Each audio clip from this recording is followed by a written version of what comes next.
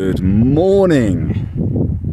Back on the bike, and I'm completely fucked. Completely. So here's the bike, by the way, and this is we're near Aktar Sin something. I literally looked it up just before I started recording, and I've forgotten it already. It's the smallest border with Turkey and Georgia. So. It's beautiful. It's absolutely beautiful. This is a brand new road as well. The other side, it's so new that you see the lines there. When you reach the tunnel, which is also brand new in the distance, the other side of the tunnel they haven't lined the road yet. So I think it's just been opened within the last couple of weeks actually. So quite lucky in that respect. It's perfect for the bike because you don't have to worry about all the glass and stuff. So basically, story is I got a bus from Istanbul to another place I literally just looked up and I've forgotten. Ardahan. So I paid for that. Got a decent price actually. I paid £35. It took 20 hours. And usually you have to pay extra for the bike, as you'd expect, right? Putting that in the hold, that would certainly be considered extra luggage. And I went to every single company at the main bus station in Istanbul, and everyone was just trying to rip me off. No, actually, that's not true. Like, people were trying to charge the regular price. It was $400-500, but some other people were trying to rip me off. And then, for some reason, this company, I guess because they're desperate, just said, yeah, you can just take it. So, and there was no one on that bus. It was literally like 10 people on the entire bus, which is also weird because 10 people on the bus, you'd expect everyone to be able to have the double seats, right? No, the guy was so insistent that every single person was placed in their designated seat. So instead of everyone being, comfortable for the whole journey, not to say it wasn't uncomfortable, or wasn't comfortable, sorry. I'm so tired I can't even articulate my words, which I'll tell you why in a minute. Not to say it wasn't comfortable, but I mean, obviously everyone would be better off if they had two seats, so that's just a weird, illogical thing. That said, we arrived exactly at 6 a.m. in Ardahan, which is what they said, so exactly, no delay. It was so professional. Every time we stopped, it was dead on, like 20 minutes. It was always at a really nice place. It's super clean toilets, which is a thing in Turkey. The toilets are so clean, I love it. And in Istanbul, you can, they have like a Istanbul card, which is similar to Oyster card in London, but you can use those for public toilets. It's absolutely brilliant. It's brilliant because people don't have coins anymore. People don't have change and all that kind of nonsense. So yeah, it was really good, really efficient. Every time we got back on the bus, we had a choice of Coca-Cola, not that I drink that, but tea and water and stuff. Really, really nice and friendly. So that was cool. And yeah, long story, so I flew back to the UK, right, to get a new phone. It's not this phone actually, I haven't even bloody updated the new one yet.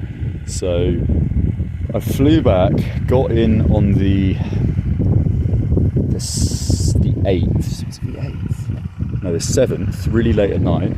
Went back to the apartment that I was allowed to stay in. It was a home exchange apartment. I paid credits for it, and the owner, Ali, was so nice. He let me stay a few more days, and they let me keep my bike there for the week that I was away. So when I got back, I cleaned everything, and I did my laundry. I was basically up till 2 a.m. And then at 6 a.m, I was awake and somewhat sprightly, and I had a DHL card ordered for collect, a Revolut card.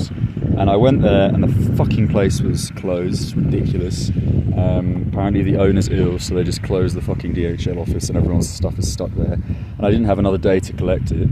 And they're going to compensate me for that as well, I can tell you that. Like, the nonsense with Revolut and DHL. DHL is the shittest company, I can tell you, after years of getting DHLs. And I don't pay for DHL, it's just when, a company needs to send a card or whatever, they always use DHL. I'm in some far-flung place in the world, and it doesn't function, right? People are just unbelievable in some corners of the world. It's just ridiculous. Not understanding that logistics is all about speed and efficiency, not you can collect your package when I'm back from my sickie. That day I had to get everything done. I had to move my bike to a guest house. The owner actually asked, said I could stay in his apartment for that night, but the thing is, Istanbul, you're not allowed to take your bikes on the metro or the transport peak rush hour time, so I think that's like after 7 till 10 a.m. and then kind of aligned to that in the afternoon and the evening. So Beşiktaş, where I was staying, is really far from the bus station. I wouldn't be able to cycle that in the morning because Istanbul's so vast, so I wanted to move to a guest house at the start of the metro line. But then I was also seeing a friend that night as well, so I was supposed to go around hers, so I was really kind of busy, and that's just basically what happened. I went over there, we went to the bars, had loads of drinks, and I ended up leaving at like 6 a.m, so I had to rush to the ferry port. The ferry port, first ferry was 6:40, so I was like, shit. So I managed to sprint to a metro, slightly less efficient way, got back to the guest house, I stank as well. I didn't even shower, didn't even go to the bathroom. I just grabbed the bike, all my stuff I had pre-packed, I didn't even use the bed at all, and I just sprinted to the nearest tram, and I got to the tram at like 6:55, so they let me on the tram took me halfway, and then I cycled the rest to the bus station, and I got to the bus station and it was delayed, and it was actually a really nice bus station, really, really nice office, really awesome little chill space up top, so I charged on my phone and stuff, and then I'm waiting there, and I kept asking them like every 10 minutes, like, I've got my bike, it's like so obvious, everyone knows I'm going to Ardahan, and then the Ardahan bus arrives and then like just starts leaving, so I just walk up to the guy, I'm like, Ardahan? He's like, yeah, Ardahan. I'm like, yeah, but it's leaving, and I was so close to missing that bus, it's ridiculous. It was driving away and the guy was screaming, and he stopped it, and I put my bike in and off we went. So basically I went from, and I haven't finished the bus, so my flights, by the way, just to reiterate how tired I am, was London train, Birmingham International, Dublin, Frankfurt Hahn bus to Ballet train to Corbens, these are all transfers as well, Cologne, little train station to Dortmund Airport, where I flew to Istanbul with Pegasus from. Why did I do that? Because flights are really expensive coming back, and I got the first 2 flights for 10 quid, so I was like 20 quid.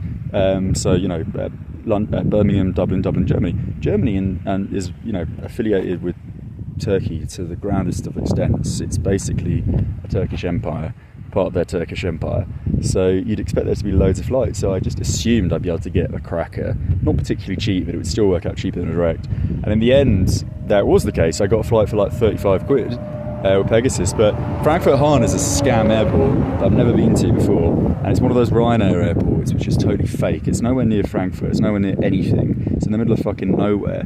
So when I calculate the costs of the trains and transport, even though I got a sick deal from Frankfurt to Dortmund, it would have been cheaper just to fly directly to Turkey.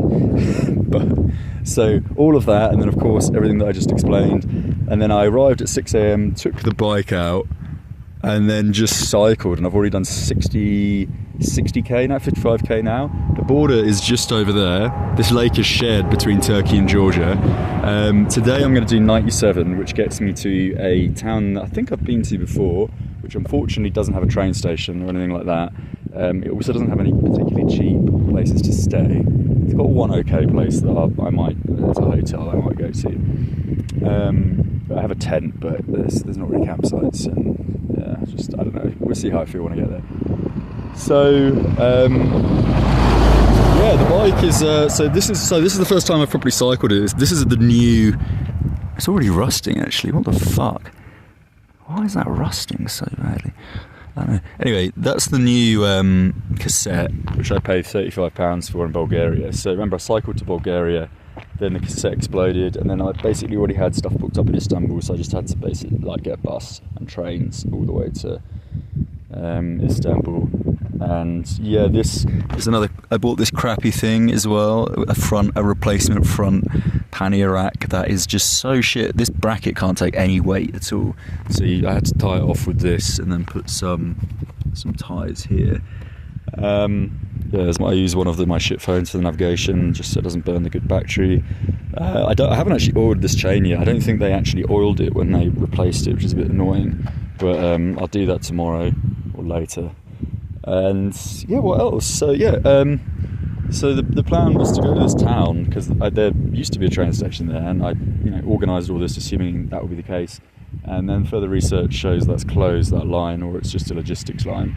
So I have to cycle to Brzormi, which is the tourist place where the sulphur water comes from, the world-renowned sulphur water, Brzormi water.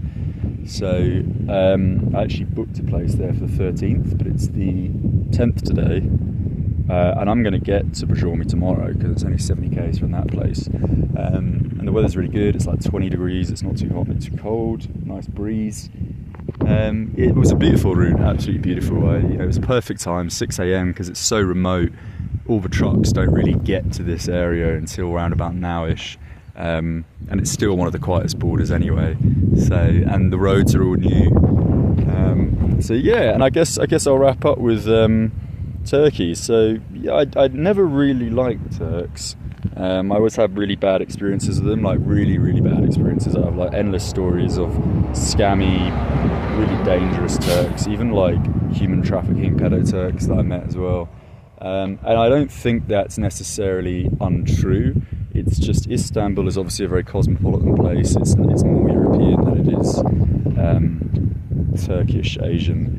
Turkey is such a vast country. Most of it obviously spans Asia. Like the vast majority of the cultural influence comes from obviously Islam and kind of that kind of stuff. So I think in more rural areas there's all the typical stuff. People like throw their trash everywhere. It's not particularly civilized. People scam you and all that kind of stuff. But Istanbul was different. It was really a great experience. I absolutely loved it. I didn't see a single thing, which I think is a good thing. It shows that I kind of, when you get comfortable in a place, you kind of start to blend in a little bit and just enjoy it for what it is. Didn't go to any site, not the Blue Mosque, nothing. I didn't see a single site. It was just pleasant, just taking the boats, meeting people, going to a few bars, just having a wander around, sitting in the air-conditioned apartment whilst it's like 38 degrees outside. And yeah, I guess I really love to go back to Istanbul. Really had a great time. There were lots of Russians there, noticeably, a lot of Russians. Very expensive for alcohol, more than the north of England at least. We're looking at about £3.40, £3.50 a pint, which for Turkey is insane. I was very lucky, or not lucky because it's my own endeavour, but it was a good thing I had essentially free apartments, because apartments in Istanbul now are absolutely through the roof. They're more expensive than most European cities. So yeah, no, all was well in the end, and looking forward to going back to Georgia. It's one of my favourite countries, definitely one of the best countries in the world. Another thing that I thought would be an issue as well would be dogs, because this area where I am now has one of the largest wolf populations on this side of the world. 7,000 wolves live in this vicinity, and 7,000 wolves live in this vicinity. That was just a bike packer. It just beeps me. Nice. So I thought, because of that, it's not so much the wolves I'd be worried about because I'm taking roads, but you have the famous Kangal dog. If you don't know what that is, it's Kangal with a K. You look that up. These dogs are bred to protect the herds against wolves, and they're brutal. And at the town in Ardahan, there were quite a few strays. And I think there's going to be more on the Georgian side, because in Islam they don't really like dogs so much. So in Istanbul you see maybe a handful of dogs, and obviously there's cats everywhere, which is another great thing, because I love cats. But yeah, Georgians, it's more kind of Slavic, and Slavic people are a bit dirty. Things are going to be grubbier, the roads are obviously going to be shit, there's probably going to be more trash everywhere. And lots of stray dogs, which I hate. I can't stand them. I think they're the dumbest animals in the world. I think I did a whole video on dogs. I just think they're absolutely just trash animals. Like, why would you own a dog over a cat? It's because you're lonely or you're having sex with it. I don't know which one it is. Maybe it's both. Maybe one comes from the other. But yeah, I just can't stand. Obviously, there's a few dogs, if they're well trained, they're quite good. But dog people. I mean, come on. If you're a dog person, you won't understand because you're that. But dog people. Ugh. Anyway, right. We'll probably wrap that up then. 15 minutes. I'll probably upload this for the last of my dates. Actually, shit, I don't think I have enough data. Okay, right. Let's end this now. All right. Next video will be here tomorrow.